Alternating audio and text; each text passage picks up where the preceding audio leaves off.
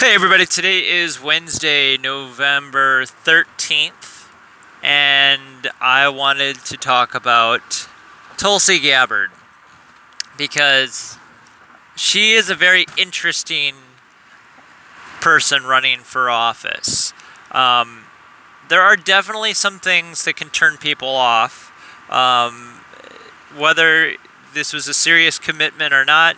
She did have association with the Council on Foreign Relations, which is really only an issue that a small segment of the population even knows about or cares about. Most people are completely unaware of what the CFR is or what they do or what they have done.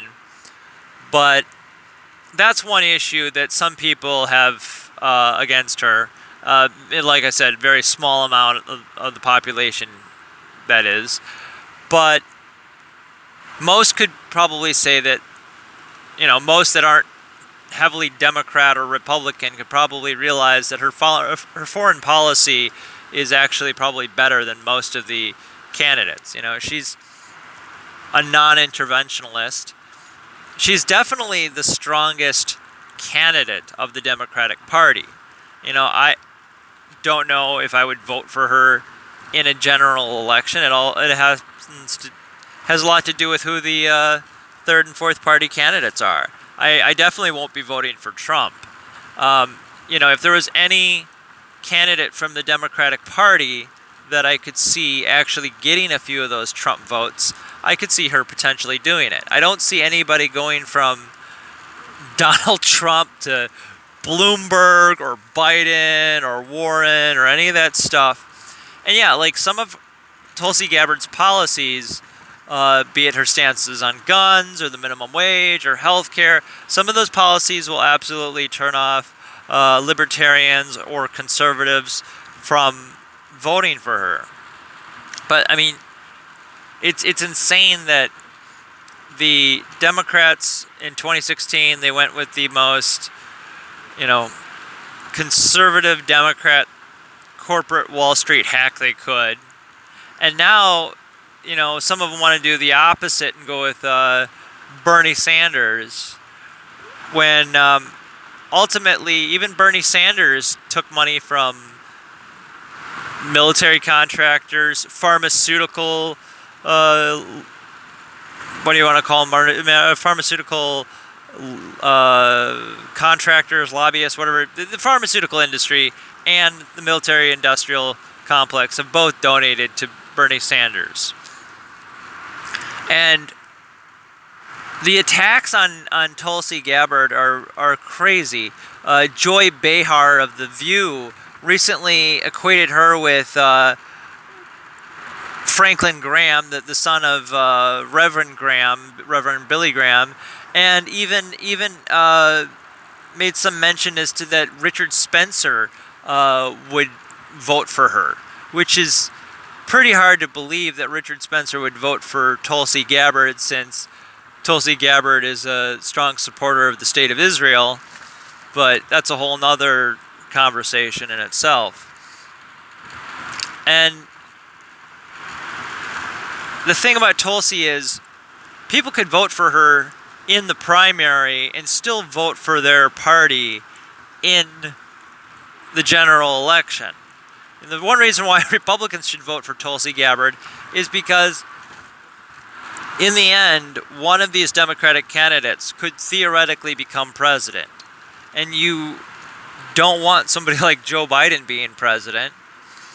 And, people should look at primaries to realize that, okay, you might have the candidate you want, but you also have to realize who is the, candidate, your second or third or fourth, maybe even with outside your party. I definitely think libertarians should support Tulsi Gabbard for the fact that some of the things that she talks about are issues that we can agree on.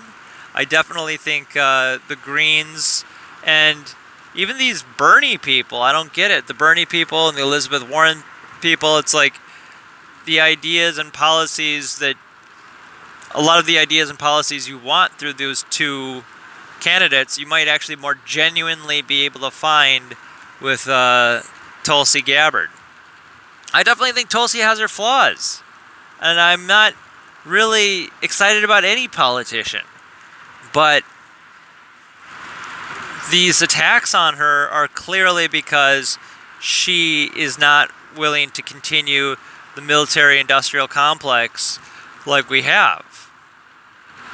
I mean, granted, the military-industrial complex is bigger than her or one politician or even the office of presidency. There's only so much she could do. But at the end of the day, of all the candidates, Trump and all the Democrats, her foreign policy would probably result in the least amount of wars and conflicts and all these sort of things. She's intelligent. She's a veteran. She,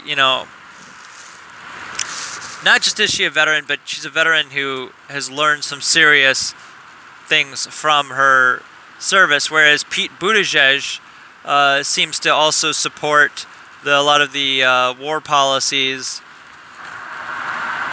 of your more, conservative Democrats. And the fact that Trump talked about getting out of Syria and made the moves to get out of Syria, and then Pete Buttigieg attacked Tulsi and said that she was siding with Trump.